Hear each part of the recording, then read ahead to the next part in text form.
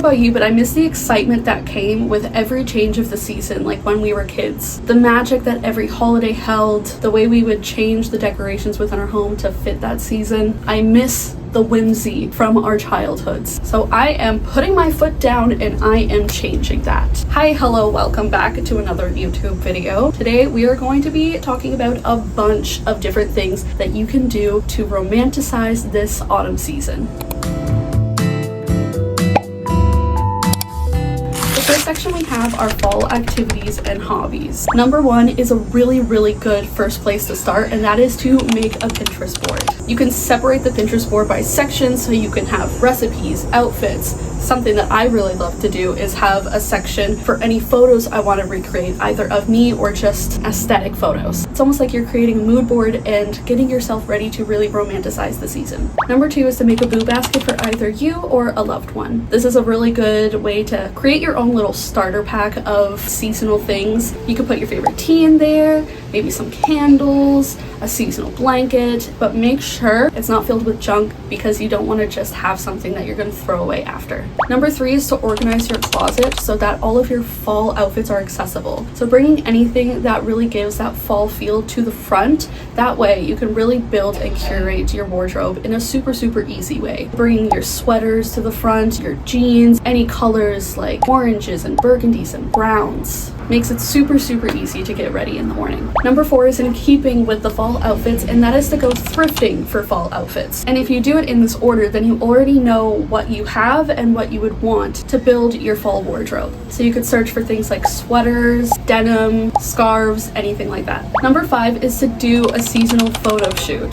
You now have all of your outfits all ready. You know what photos you want to recreate, so going out and having a fall photo shoot is always so much fun. Number six is you could do a fall themed puzzle. Now you could do it in one night if you really want to push yourself, or you could have a really big puzzle that is ongoing throughout the season. Number seven is to host a cozy board game night. I'm sure there are a lot of board games out there that really encapsulate that feeling of fall. So you could do some sort of like murder mystery. There's the board game Clue. It's just fun to get cozy inside with your friends and family and do just a low-key activity inside. Number eight is to host a letter writing night. It is so easy to just send a text, and we have lost the art of snail mail. So having everybody come over and send letters to maybe someone you haven't seen in a while, a family member who lives across the country, even if they just live down the street, it's always nice to receive something in the mail. And it's something really fun, and you get to be a little creative with it too. Number nine is to go to a local fall craft fair.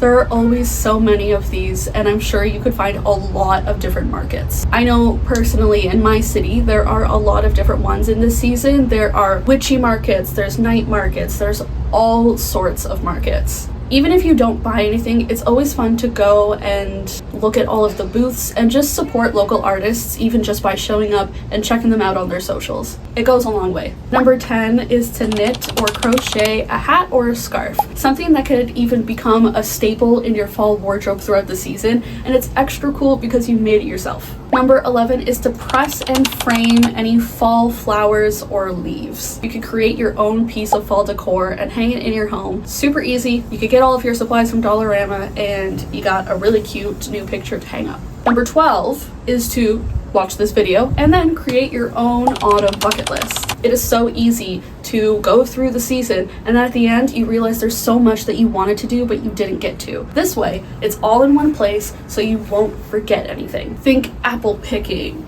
pumpkin patch, horror movie marathon. And that way when you have a free day and you want to do something within the season but you just don't know what to do, you can just reference your bucket list.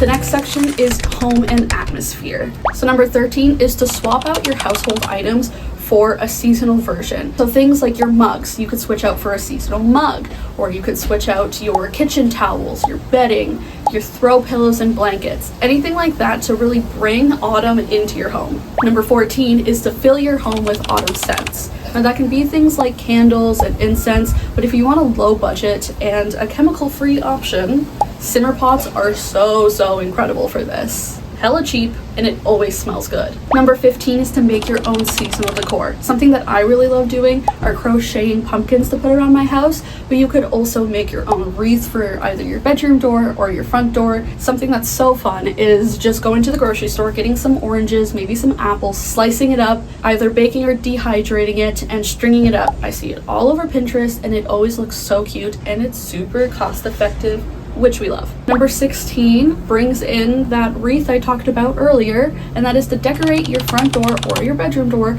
with a fall wreath. Now, if you don't feel like being crafty, you could go, I know Dollarama always has some, thrift stores always have wreaths. It's just such a nice way to welcome you into your home. Number 17 is to go thrifting for seasonal decor. So like I was mentioning with wreaths, there are always seasonal decor at thrift stores, and they always bring them out, and there's so many options because people love to be consumers, and they buy things that they realize they don't need, and then they donate them the next year. So instead of continuing that loop, you can just go to a thrift store and you might get lucky. Number 18, if you don't want to just go to the store and buy candles or soap, you could turn it into an activity and make your own candles or soap at home infused with fall scents. Number 19 is to hang dried herbs in your kitchen. There are so many herbs that you can choose from sage to rosemary, lavender. It feels very harvesty and fallish, but also it helps to make your kitchen smell really good.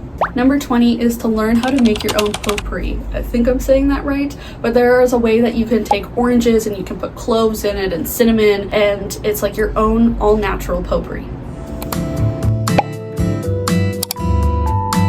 Our third section is entertainment and media. Number 21 is to create a fall watch list. Any TV show or movie that really gives you those autumn feelings is so good to watch this season. So things like Gilmore Girls, which we know and love. Twilight is one of my personal favorites for this season, same with Harry Potter, but there are so many movies and shows out there that really give that feeling.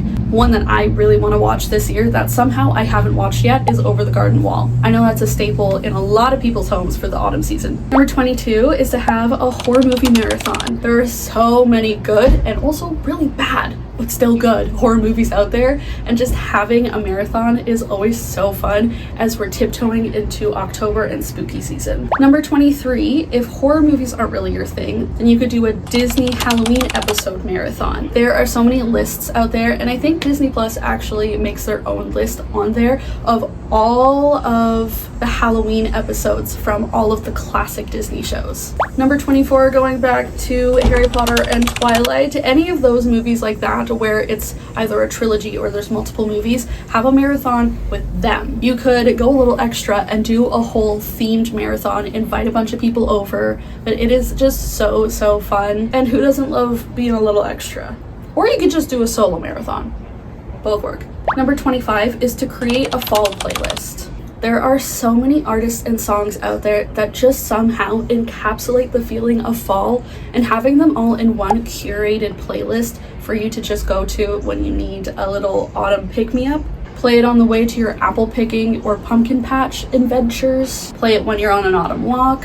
Also, it's just fun to go through and make a playlist. I love making one for every new season. Number 26 is to play fall-themed video games. So I know things like Animal Crossing or Stardew Valley have a fall season. You could play some spooky games or just ones that kind of give a little bit of that fall feeling without being too spooky. There are so many out there. Number 27 is to revamp your phone. So changing your phone lock screen, wallpaper, icons, adding widgets, all of that. So every time you look at your phone, it just feels super fallish and cute and aesthetic. It's one of my favorite things to do. I love changing my lock screen. Our next section is food and seasonal treats. Number 28 is to try autumn-themed recipes. The easiest way to do this is to look at what's in season, because that A, going to be cheaper, and B, it's going to be what really encapsulates fall in a meal. So think things like root vegetables, pumpkins for pumpkin pie, apples for a million different things. Bonus points if you pick it yourself. There are so many recipes out there, and now is the time to try it all. Number 29 is to try a new fall drink. Now there are so many local cafes in every town, even the smallest of towns, and almost all of them usually come out with some sort of fall themed drink. So support your local cafes and try their new drink. Number 30, after you go to the cafe and try that drink, try and recreate it at home. It's fun to get the whole cafe experience, but it's unrealistic for most people to spend $7 on a tea or a coffee. So if you can make it at home, better bang for your buck. And also you can turn it into a little bit of a ritual at home, making your coffee or tea. Number 31, after you go to a pumpkin patch and you pick your pumpkin, take all of the pumpkin seeds when you gutted that girl and try a bunch of different seasoned mixes when you roast your pumpkin seeds. You can make sweet pumpkin seeds, you can make a bunch of different savory ones. The options are endless. And then nothing's going to waste. Number 32 is to create your own fall cocktail or mocktail. You can experiment with different spice syrups, ciders, little festive garnishes, and then you could have a signature seasonal drink. Our next section is autumn adventures. Number 33, you could go for an autumn drive. There are a lot of websites out there that have a map that shows different drives that you can take and what time of year you should take it to get optimal scenic views for when the leaves start to change colors. Inexpensive and so beautiful. 34, which we've talked about, is apple picking. We love supporting our local farmers, and it is so much cheaper to pick your own apples than to get apples from the grocery store. Number 35, pumpkin patch, which we've also talked about. Again, supporting local farmers. Number 36 is to have a bonfire night. You could get everyone to bring their own blankets, roast marshmallows if you want, really get into the spooky vibe and tell scary stories. Get someone to whip out a guitar. Number 37 is to have a fall themed picnic.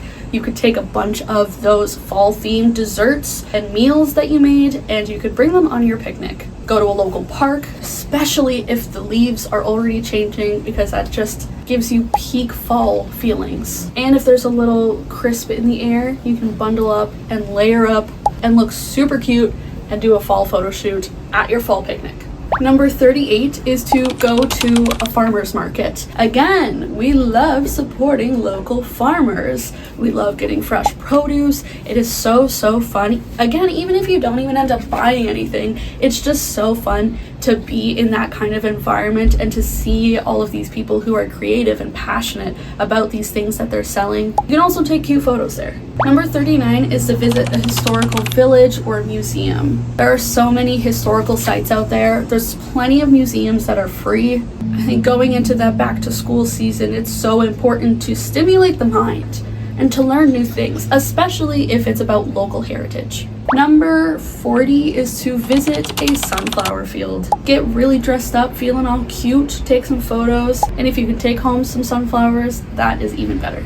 Number 41 is to go to free community events. Check out Facebook, check out Instagram. Look at community boards when you go out to libraries and cafes. There is almost always something going on, at least where I'm from. Some cost money, but a lot of them are free, especially at your local library. And the more we support our local libraries, the better. We have our self-care section, which we cannot forget about. Number 42 is to have a fall-themed self-care night. You could use a pumpkin mud mask, light some candles, have a bath with a fall bath bomb. Go all out, bringing in the fall vibes and the self-care. Number 43 is to have an autumn reading list. So many fall themed books out there that you can really cozy up to. Book Talk has plenty of book recommendations for quite literally every niche topic ever, so you can bet there are some good fall options there. Number 44 is to journal seasonal reflections. Fall really is a season for reflection. The start of every season is the perfect opportunity to really reflect on how the last season went, what you want to take into the next season. You can write about what you're letting go of and what you are welcoming into your life. Number 45 is to create a gratitude list inspired by the seasons. You could reflect on all the things that you're thankful for. It can either be really surface level or you could really dig deep here. Number 46 is to create seasonal rituals. You could read your fall book before bed, have some sort of spiced tea in the morning, something that becomes a part of your everyday routine that really welcomes in the season every single day.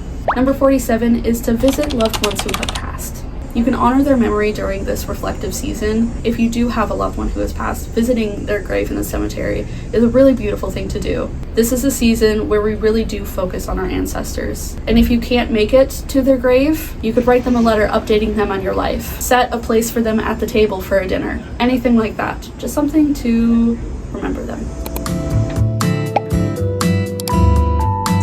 Last but not least, our spiritual section. Number 48 is to do some tarot card pulls for this season. You could focus on release, change, and transformation. Number 49 is you could collect leaves, sticks, stones, anything out in nature to incorporate into a seasonal altar. You could bring the outdoors inside with intention. Number 50 is to celebrate the full moons in September and October. Every full moon brings a different theme, and for September, it's the harvest moon where we celebrate the harvest, abundance. It's about balance and transition. There are plenty of full moon rituals that you can follow and just adjust it for the themes of that specific full moon. October is the hunter's or blood moon. This is a really, really great time to look inward and work on shadow work. This is a good time to do some of the things that I recommended earlier about your loved ones, because this is great for spiritual connection and feeling connected to your ancestors. And it's called the hunter's moon because this is the time that hunters would usually start